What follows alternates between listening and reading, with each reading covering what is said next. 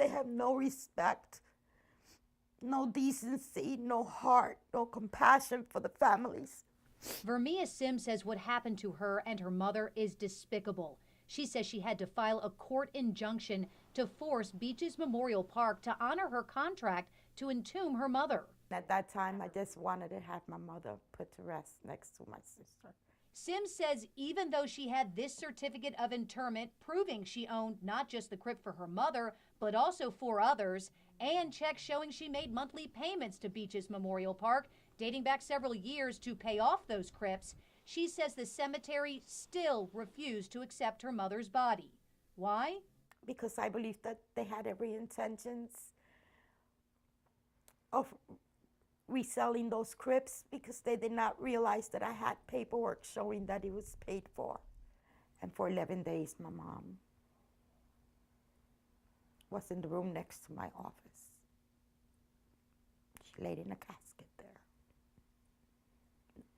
We were unable to have a priest bless the crypt or anything. We had to get an emergency injunction from the courts to have them permit us and set a date for us to bury her. According to court documents, the owners, Nader Rayan, who goes by John, and his wife Amanda, skipped the court hearing.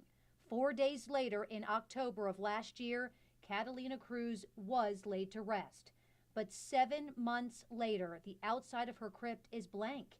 The cemetery has still not added Cruz's name next to her son's mausoleum. If the owners were sitting here right now, what would you say to them?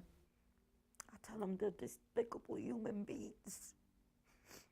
I tell them they deserve to rot in hell for all the pain and suffering they've caused. Sims complained to Florida's Division of Funeral Cemetery and Consumer Services. What is the state doing? You've hired an attorney.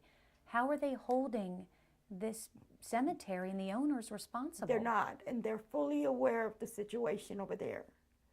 They're not doing anything. We checked. This is the complaint. A state investigator did confirm Catalina Cruz's crypt had been paid just as Sims had said. In fact, the investigator noted the final certificate was signed by one of the cemetery owners. It also shows the contract included payment for a bronze crypt plate for Cruz's name.